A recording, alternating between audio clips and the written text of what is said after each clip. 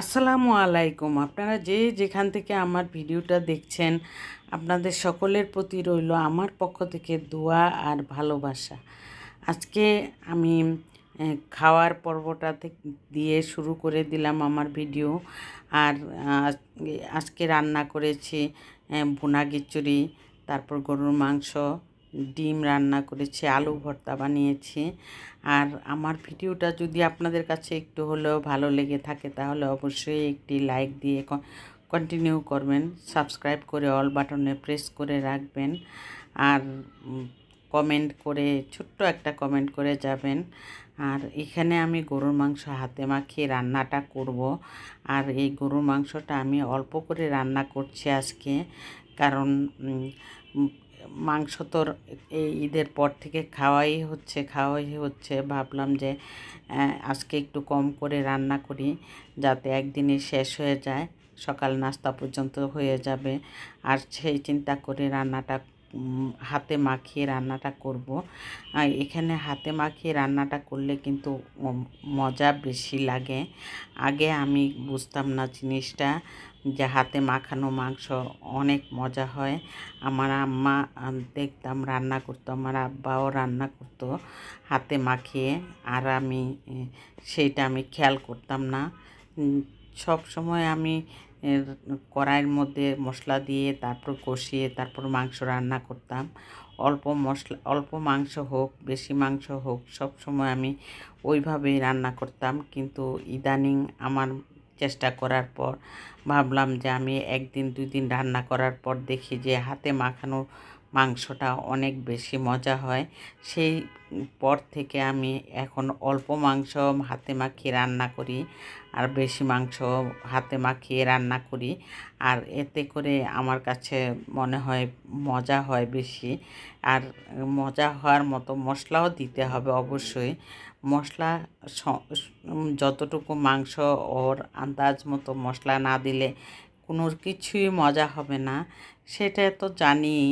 কিন্তু তারপরও হাতে মাখানো আর ওইভাবে রান্না করাটা একটু ব্যতিক্রম আছে অবশ্যই। আর দেখুন আমি কষানোর পর মশলাটা কত সুন্দর হয়েছে। এখন আমি একটু পরে আলু দিয়ে দিব। আলু ছিলে ধুয়ে টুয়ে রেখেছি, আলু দিয়ে দিব। আলু দিয়ে গরম পানি দিয়ে দিব। আলু দেওয়ার পর গরম পানিটা দিতে হবে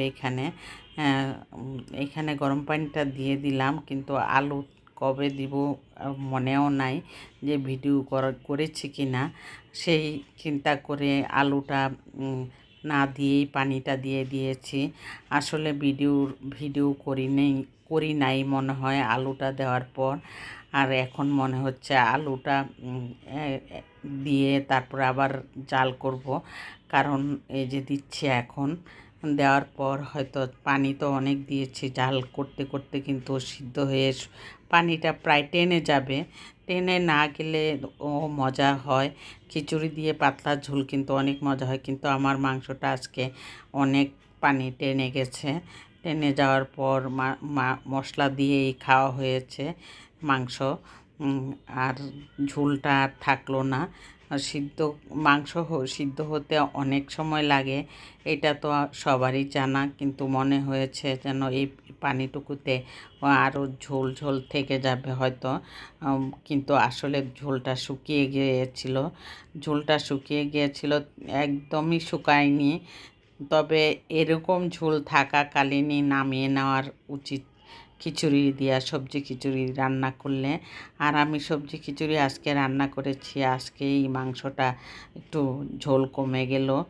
ঝোল কমে যাওয়ার পরেও মজা হয়েছে ঠিকই, তা দিয়েই আমরা খেয়ে নিয়েছি। আর সেই খাওয়া তো আগে নিয়ে খাওয়ার পরে ভিডিও দিচ্ছি আপনাদেরকে। আর সেই জন্য ভাবলাম যে আজকে এখানে গরুর মাংসটা রান্না এক চুলায় হচ্ছে, আরেক চুলায় আমি মুগ ডাল ভেজে নিচ্ছি। মুগ ডাল মুসুরি ডাল দিয়ে খিচুড়িটা রান্না করব। মুগ ডাল মুসুরি ডাল দিয়ে বুটের ডালও সিদ্ধ করে রেখেছি, কিন্তু বুটের ডাল দেখা গেছে যে বুটের ডালটা দিতে আমি ভুলে গেছি, একদমই ভুলে গেছি। রান্না শেষ করে পরে ডেকচিটার ঢাকনাটা খুলে দেখি যে একদমই বুটের ডাল রয়ে গেছে, যেমন বুটের ডাল সিদ্ধ করে রেখেছিলাম তেমনই রয়ে গেছে। এরকম ভুল হয় কি না আপনাদের কে জানে, জানি না, আমার কেন এরকম ভুল হয়েছে। আর সেটার জন্য আমি আমার অনেক আফসোসও লেগেছে যে আমি বুটের ডালটা সিদ্ধ করে রাখলাম কিন্তু খিচুড়িতে দিতে পারলাম না। এখানে সবগুলি সবজি কিন্তু আমি দিয়ে দিয়েছি, গাজর, আলু, বরবটি, তা দিয়েই কিন্তু সবজি খিচুড়ি কিন্তু টেস্ট হবে, অবশ্যই টেস্ট হয়েছে। নরম, একদম নরম খিচুড়িটা বানিয়েছি আজকে। নরম খিচুড়ি কিন্তু আসলেই বৃষ্টির দিনে খেতে ভাল লাগে। ঠান্ডা ঠান্ডা ঘরে যারা থাকে তাদের জন্য ঠান্ডা ঠান্ডা খিচুড়ি অনেক ভালো লাগে। এখানে মরিচের গুঁড়া দিয়েছি, অল্প পরিমাণে সবই দিয়েছি, ধনিয়ার গুঁড়া, ভাজা জিরের গুঁড়া দিয়ে আমি সবজিটা নেড়ে চেড়ে তারপর আমি চাল দিয়ে দিয়েছি। চাল দেওয়ার পরে ভাতের চাল দিয়ে আজকে খিচুড়ি রান্না করেছি। তবুও ডাল অনেক দিয়েছি, ডাল অনেক দেওয়ার ফলে খিচুড়িটা এত মজা হয়েছে যে কি বলবো। আর মাঝে মাঝে এই সব সময় তো পোলার চাল দিয়ে খাওয়া হয়, মাঝে মাঝে কিন্তু ভাতের চাল দিয়েও আমি রান্না করে থাকি। আর এই রান্নাটা কিন্তু অসাধারণ মজা হয়ে থাকে। সাথে বানিয়েছি আলুর ভর্তা, লাল লাল করে ভাজা লাল মরিচের গুঁড়া দিয়ে আমি লাল মরিচ ভেজে তারপরে আলু ভর্তাটা বানিয়েছি। সব কিছু তো ভিডিও করা যায় না আসলে, খুব এক এক সময় তাড়াহুড়ার মধ্যে করতে থাকি। আর ডিমও রান্না করেছি, ডিম আর রান্না করেছি, আলু ভর্তা বানিয়েছি, গরুর মাংস রান্না করেছি। এত কিছু তো আর ভিডিও করতে পারলাম না সব কিছু। আর সেই জন্যই ভাবলাম যে যেই ইম্পর্টেন্ট যে দুইটা জিনিস, গরুর মাংস আর খিচুড়ি, সেটাই হয়তো ভিডিও করলাম। আর খাওয়ার সময় একটু ভিডিও করলাম, এটাই আমাদের ভিডিও ছিল। আমার ভিডিওর মধ্যে এটুকুই দিয়েছি আজকে।